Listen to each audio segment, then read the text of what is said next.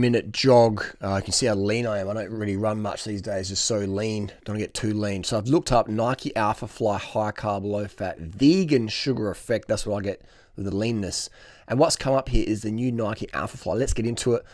We've got a few. This one's going to be viral, isn't it? 1.1 mil views, 9K, 4.1. So Nike's done really good at creating this fake hype, you know, this sort of clickbaity sort of fake hype. So let's jump on the clickbait reality, you know, the arrows and the stuff that I do occasionally as well. Let's jump on the clickfly.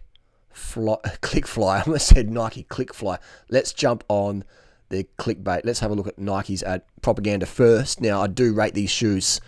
Let's have a listen what Nike says. Hey guys, welcome to the Nike YouTube channel. My name is Brinkley and I am a Nike Econ, and today we're going to talk to a lot of cool guests about... A Nike Econ is someone who knows Nike backwards. So a Nike geek.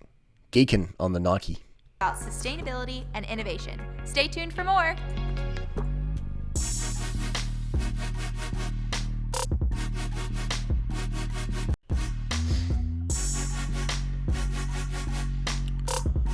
I'll just jump through the marketing. Let's go straight into some juice here. Here we go. All right. You're an athlete, and I want to know, how has being an athlete kind of helped to inspire the footwear that is being created? So as an innovator, I've been working primarily on this shoe, the Nike Air Zoom Alphafly, which is coming out this year, specifically for marathon running. And as a marathon runner myself, it's just given me a really unique point of view to apply to the team's work. So I actually just got back from a couple weeks in Africa, working with some of our top athletes, including Kipchoge, who's tested every round of this shoe. And being able to actually go for a run with the athletes, watch the way they use the shoes, see the surfaces they run on, just gives me a totally different point of view than I would have if I wasn't able to see that. I competed at the World Championships in the marathon last year, and just lining up alongside other people using the Nike shoes, like in the Vaporfly and X%, and really seeing and hearing about their experiences. So as a marathon runner myself as well, I can relate to what this lady is saying, that the Next% shoe and the Vaporfly, the carbon plate, is a game changer shoe. It's my favorite shoe I've used. A little bit narrow, not as good as Ultra, but the cushioning and the power from marathon to 5K is unrivaled currently in the foot industry. So I do agree here. Let's listen a little bit more. Is from inside that kind of pack, it's totally different than what I would have. And then when I'm able to combine that with my thoughts around development and materials and science, it all comes together in a way that I hope informs the team in a totally unique way. Oh my gosh, like I said, athlete. I've struggled with that fakeness. I understand that's a sort of reptilian brain, what the average sort of consumer wants, but it's getting lost on me. I'd rather hear what this lady here has to say. And I'd also love to hear about, you know, doping and things like that. But again, we won't be talking about that, understandably, because that's not what the mainstream can handle. The truth is that all the fast times are ran on a shit ton of drugs, and they're run on these really good shoes. All right, so it's a combination. It's also their vegan diet. These Kipchoges and all these crew, they're smashing in all the rice, corn, pasta, sugar, mostly vegan, sometimes always vegan, because they're mad conscious about their weight and they need a fast shoe, fast drugs, fast food, high carbohydrate, low fat. Let's get more into it. You worked on the 2016 innovation. What kind of are we taking towards 2020? The really big unlock for us in Nike Innovation came with the work we did with Kipchoge. In 2017 around the whole Breaking 2 project. It was just a different way for us to understand that bringing more cushioning to a... Which is what I've been saying for years. Since 2014, I've been saying more cushion for the pushing. And it's really cool to see Nike bring out the best shoe they've ever made. Shoe could really help athletes in a way that we never thought of before. It was always previously about reduction and getting lighter, but the product, the Nike Vaporfly that came out of that, added more cushion, more protection. The athletes loved it, and it helped us understand a new way of measuring success for our marathon footwear, which was running economy. The team really was able to think so creatively. Running economy, that's exactly the word. Running economy, just like nutrition economy. Carbs in the muscle all the time for best performance, mood, and recovery. And and come up with new ideas that we're still learning and still developing. So how do we adapt the next percent system to different competition distances? That's one thing the team is super excited about. Yeah. While our sharp point initially was the marathon, we've been able to take all these learnings and apply them to training with this shoe, the Tempo, as well as the track with this shoe, the Viperfly, and this one, the Victory. So The color is a very 2011, isn't it? The green and black. I do like it. you see that all of these shoes have in common that they share these air pods. But they all have a different take on them based on what they're going to be used for. So if you look at this other extreme, we've got the marathon, and here this is for the 100-meter sprint. The shoe looks different in its form because the function that the athlete needs it for is totally different. So this shoe helps you get perched up on your toes, you're coming out of the starting block, getting more push forward out of the block because you're able to get more energy out of the system than a typical spike. And then it also helps you stay on your toes in the later stages of a race when a sprinter is getting tired and their mechanics are falling apart. Meanwhile, this shoe, the Victory, this is adapted for longer distances, and if you see, one thing that's unique here is the airbag here has 2 chambers, so you can actually get more stability than if it was only 1 chamber of airbag. That's interesting. I've never seen airbags, air units in racing flats. Track spikes. Have you ever seen that? Do you know a Nike shoe with air cushioning in a track spike? This is interesting times. And it's a little bit lower. You have more heel to use here because the athlete is running longer distances. But overall, it's very light. And then this one is our training model. So compared to the marathon, if you don't want to be up on your toes for as long, you're going a slower pace, you want more comfort and more durability in the system. So they're all variations on each other, just tuned for different purposes. You explain it with such simplicity, it makes so much sense now. How about we just drop the price of the Alphaflys the next percent so they become a training shoe? Because to me, nothing beats the next percent. All right, let's just drop the price to make them a training shoe. Tell us about the impact of And I use them as a training shoe, but I hardly run, so yeah. the Zoom AirPods on the next percent technology.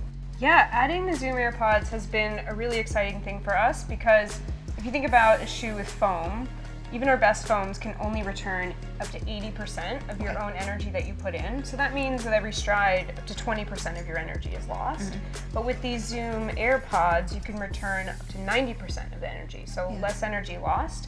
So you can run a little bit easier, knowing that more of your own energy is coming back to you. How cool is that? Carrie, thank you so much for being here. We are thrilled to just understand these shoes a little bit more. And if you loved this video, please make sure to like and subscribe to the Nike YouTube channel. And we'll be back soon with more videos. Thanks, guys. So this is a great example of, like, they've got the PR girl here, the cheesy fake smile, and this girl here is going, okay, that was pretty cringe. That was pretty cringe. But anyway, let's talk about the shoes. Let's go back to Nike. Let's see what else is going on here. What I would have liked to seen is the actual shoes that Elliot is using. See, this is the one. This is totally false here. There's 2 types. All right, so this is the one for the market, but it's a bit sort of fraudy, scammy. Because the shoes here will pause. They will keep playing. These shoes are totally different. These shoes have 3 carbon plates in it. These ones only have 1. All right. So that's a bit sneaky, isn't it? Sort of assuming that these are the shoes that Elliot would wear, but no. They're different. They're different shoes. 3 carbon plates versus 1, which is a huge difference.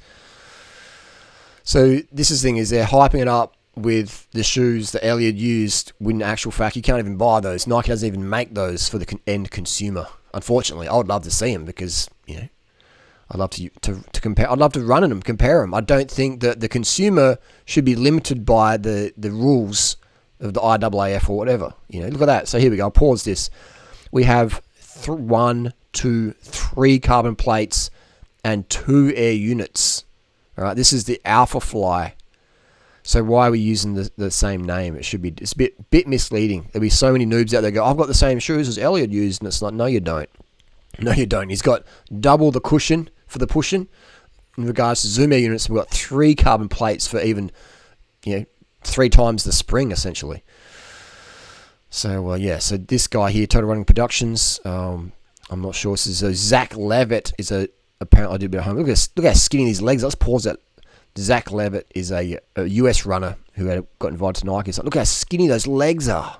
This dude is anorexic. He's got no muscle at all. His thighs are almost as big as his ankles. That's amazing. His shoes are wider than his thighs. He has no muscle at all, which is pretty much what you got to have to be the world's fastest runner. You got to have as little muscle as, not as possible, but the bare minimum. The bare minimum. And look, he's not even tired. He's not even tired. He could have run a 155 that day. Look at the face. He's not even sweating. There's not even sweat on there. You know what I mean? Look at it. He's sprinting. Not even good form. Just sprinting. Look at that form all over the shop. Just sprinting though. Look at that. Not even fatigued. Mouth closed almost. So Olympic band. A lot of controversy here. Let's click back here. We have. Let's pause this video in a second. Here we go. Okay. So we got 8 mil drop. Heel stack 51 millimeter, 42 millimeter versus 32. Wow.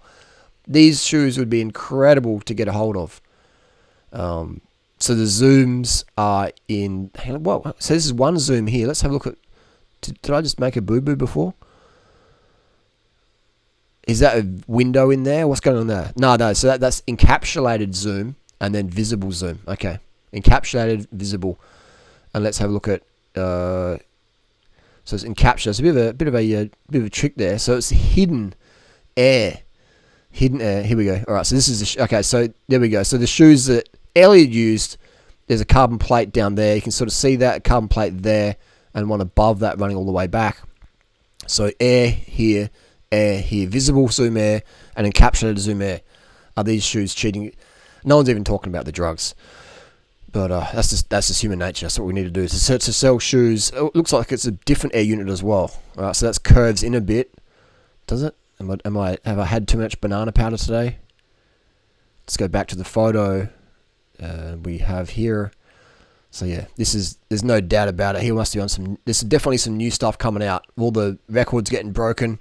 There's some good stuff dropping in the running scene. Some good stuff dropping in the running scene. Some seriously good stuff. No, so it does wrap around there. Okay, so it looks like it could be the same. We will never know, but it looks the same.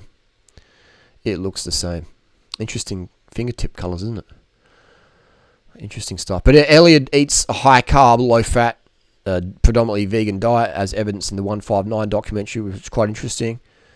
So yeah, this is the reality here of the new shoe coming out. I'll definitely love to get a pair of these to try them out, see what the feel is, and if anything like the next percent, we will be impressed. So there we go. That is the dealio. That was the deal. So there's also now the World Athletics have a new regulation that the shoe has to be available for the public and has a 4-month window. 4 months prior to the competition. So if you want to use this shoe at the Olympics, you got to backdate it 4 months prior, and it should be available for sale. So there's no prototypes allowed anymore in any sort of AIF double, ratified stuff. So this shoe here is what Nike should release. They should do two: the legal version and the illegal version. But it's a bit of a slip of the hand there, isn't it? It's a bit of a slip of the hand using the famous illegal shoe to promote the legal one. So, but there's no discussion of legal or illegal. But that's some serious, man. What my question is, I'd love to know the dosages. I'd love to know the dosages the Elliot was on. That was, I'd love to know the dosage. I'd love to see his blood. That would be incredible. I'm not here to throw shade. I'm just generally curious. What drugs? We know what nutrition he's doing. He's doing sugar every couple of minutes with his Morton gels, which is just refined sugar. We know the training, what he's doing, and we know the nutrition, as I said again. But I'd love to know what's the dosages, what's the cycle he's doing, and what does the blood look like? Was the 159 just a total free for all? Was there any drug testing? So was it just like a free ticket? Okay, guys, there's no testing on this event. It's not ratified at all. It's not an official record. You can just go for broke. And was it one of those sort of things? I'd love to know. I'd love to know the truth. not to criticize, but just out of personal curiosity, like what new pharmaceutical out there is giving us this, 159 marathon with no visible fatigue. No visible fatigue. It's amazing. So these are the track spikes, etc., as we talked before. Anyway, that's the deal. The Nike Alphafly, is it a scam? It's not a scam. It's a little bit deceiving, isn't it? I wouldn't say it's a scam. Anyone with their eyes open can see what's going on. But, so there you go. This is the Nike. It's not the Elliott shoe. I've never seen Elliott wear this shoe in a race. It is, a step down from that. It's the sort of the legal version of the illegal shoe, if you want to call it that. Anyway, it creates some discussion. Nike's done really well with creating hype. There's that carbon plate in there, so it's in the forefoot. It's a good stone shield, and it comes up through the arch, through the heel. And these are great shoes. These are my favorite shoes I've ever worn, and I'm a shoe geek since 1986. So if you want the best shoes ever in terms of ride feel, get Nike Next Percent. If you want the best shoes ever in terms of like width, get the Ultra Escalante, things like that. Ultra have the best upper. Nike has the best midsole, bar none. That's my comments, criticisms. See you soon.